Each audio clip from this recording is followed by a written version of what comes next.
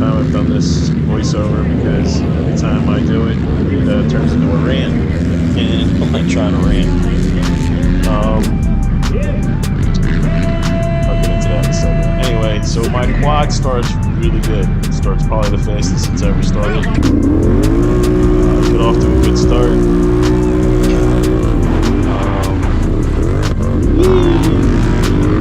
And I get the mud cocky. So, dear viewer, you're saying, man, you must have had a really bad start because you're all the way behind 4x4 Senior. Well, dear viewer, let me tell you, GNCC and infinite fucking wisdom decided to start 4x4B, which I'm in, and 4x4 Senior at the same time because for some reason they announced over the radio there were no split lines. Why? Was it because it was convenient for GNCC? Or was it good for the rider? I'm going with it was convenient for GNCC because this is bullshit. If they ever do this again, I'm quitting the fucking series. Okay, alright. So, I've recorded this voiceover 3 times, and each time I get into a rant. If you would like to hear me rant in one of the videos, leave a comment.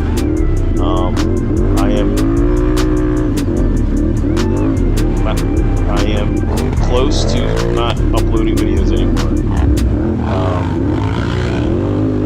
The reason I stopped doing voiceovers were people were getting offended by the things I was saying, and they were having arguments in their own head that were somehow thinking I'm talking about them. I don't understand this country we live in anymore. We got dudes that are like chicks,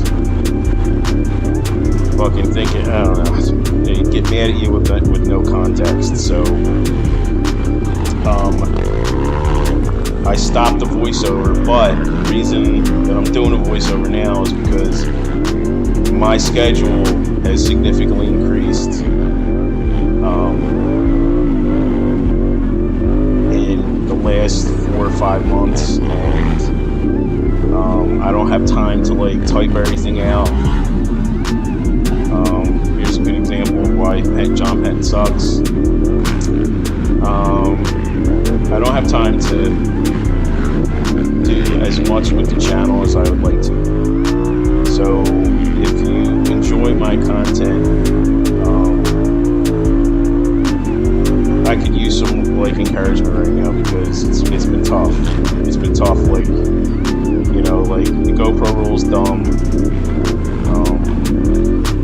GNCC looks like they're pretty much ignoring it, but it's, you know, it's still a little bit of work, and it's one thing that I don't really do for myself anymore. I do it for other people because they get to see the track layout, and let's be honest, Racer TV's coverage is terrible, and some people aren't interested in what XC1 does. They want to see what regular Joes do, and that's what my channel's fucking regular Joe's gym. Anyway, so my bike ran really well, no issues with the bike. Seegers, as always, does a great job helping me prep my bike. I was traveling, I had to leave my quad with him, and he got it ready and was nice enough to bring it to the track for me, so it was like a Cadillac service. For those who've never raced at John Penton, trying to be positive, it's not my favorite. It's not my favorite, so I highly suggest no one ever come here. GNCC has this thing about racing 2 tracks, you know, the same track over and over again, and on one side of their mouth they say we don't have enough room, and on the other side of their mouth they're like, hey, let's race at John Penton and pack everyone on sardines and have a substandard track and a substandard racing experience. And it's a small facility, and the track's being dead. So why am I sounding like a negative? I'm not. I'm trying to give you context as to why this race was so difficult. So John Penton, they've been racing at John Penton for a really long time, maybe before I even thought about racing quads.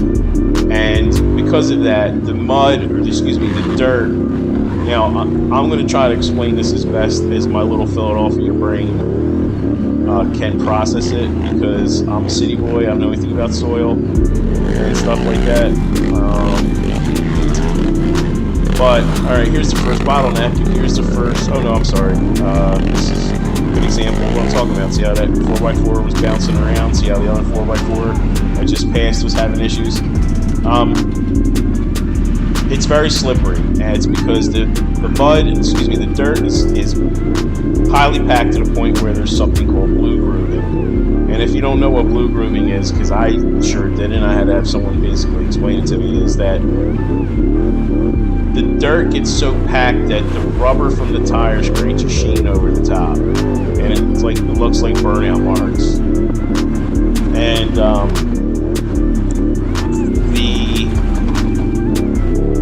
because the dirt is so hard packed, when the loose soil on top becomes wet, it becomes like an ice skating rink. And you know, I'm a 200-pound rider. I have a 800 to 1,000-pound ATV, and like the really fast guys in GNCC are all either right at 200 or under 200 pounds. I mean, there's some of them I think are like 130, 40 pounds, but here's the first, here is the first bottleneck. So, I don't know what's going on here. I don't know if everyone blew that corner or what, but I'm on the right track. No one else is. So, you know, there's the arrows. There's the red arrows. I don't know what's going on here. I don't know if they cut through there. I didn't gain any time, and those people didn't gain any time. So who knows? But this is a good example of why John Penton is the worst track ever. In 2019, they had a scoring issue at John Penton. Same thing happened. It rained. It got muddy, and a bunch of people cheated. They didn't get caught, and everybody who basically followed the rules got docked laps and points and shit. It was a shit show. But so it's very slippery, and you'll see in this video, like, there's a couple times where I can't control the quad, where he understeers, and at one point I understeer right into a tree. So that's coming up. The other issue is that instead of running good gauntlets, I made the decision to run these elephant ear things on the front, and man, was that a bad decision. All right, so this hill was fun. Now on a Renegade, if you squeeze the brake while you're going down a hill or you're going over bumps, your suspension stops working. So you have to go down that hill without squeezing the brakes, and pray for the best. It was a little sketchy. It wasn't the worst. Now, fucking 3 years ago, I would have been terrified that hill, but luckily I've gotten enough experience where, oh, this poor guy. I don't know who this is, man, but dude, I feel for you, brother. I had an incident at the same spot a couple years ago.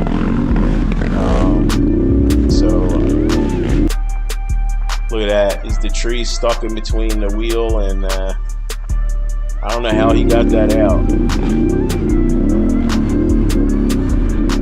Anyway, so it's really slippery. If you hear when I stop talking, you'll hear me chopping the throttle quite a bit. And then, you know, the not having the gauntlets on, there's lots of schmutz, not only on the quad and on top of me, but on my grips, man. And that was the worst part. Just really slowed me down. I came in 5th, and I was 66th overall. I'm actually pretty happy with that. I finished right behind 4th because I thought fourth was a 4x4 pro, and he's a good dude. It's not his fault. It's mine. It just so fourth and fifth, me and him finished back to back, and then first place. Wait to hear this shit. 4x4B. First place was 13th overall. Second place was 16th overall. And then third place was 27th overall. So there's some fast dudes in our class. So I really got to step it up. And God bless them for being able to, ride as fast as they can in these conditions. So I'm happy with my riding. I'm faster than I ever been. It seems like I'm starting to get used to the 4x4B kind of pace.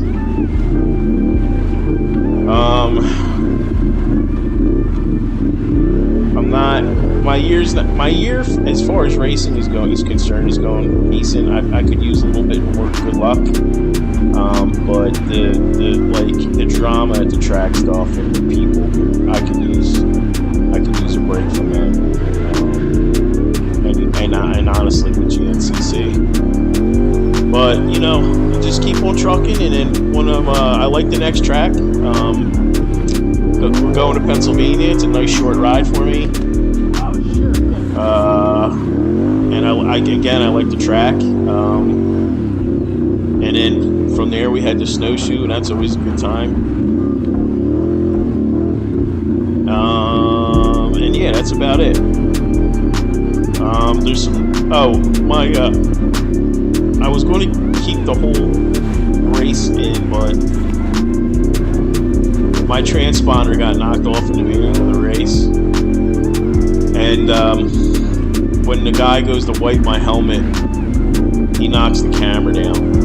I included whatever I could at the end as far as like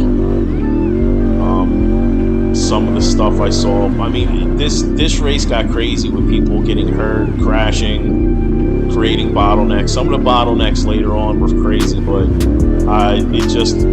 the camera was covered in schmutz, and there was nothing I could do. I couldn't keep it clean. My hands were fucking covered in mud, and if me wiping the camera wasn't doing anything, it was an effort and futility. So yeah, if you're still listening to this far, if you want me to continue to upload race videos, leave a comment. Because I'm just so I know, because I'm in 4x4B now.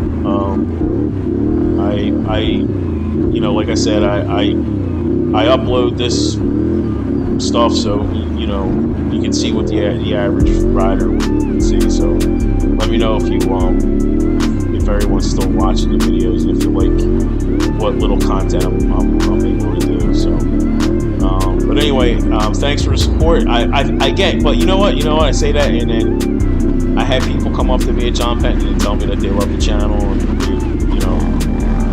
oh dude, see, this is what I'm talking about. This is like what you would have to deal with. I'm just not skilled enough to move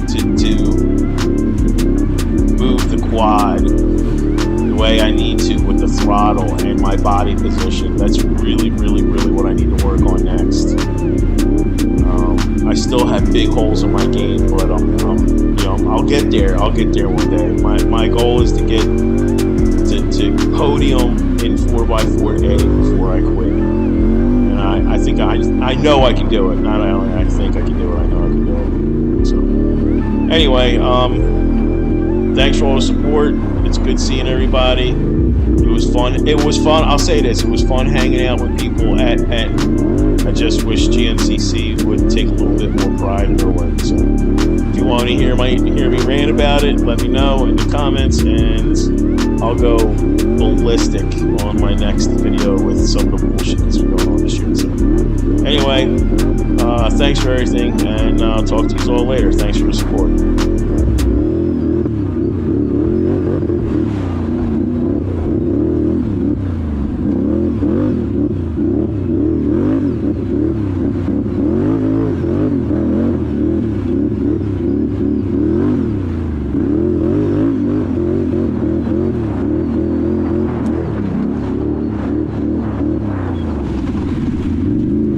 my God.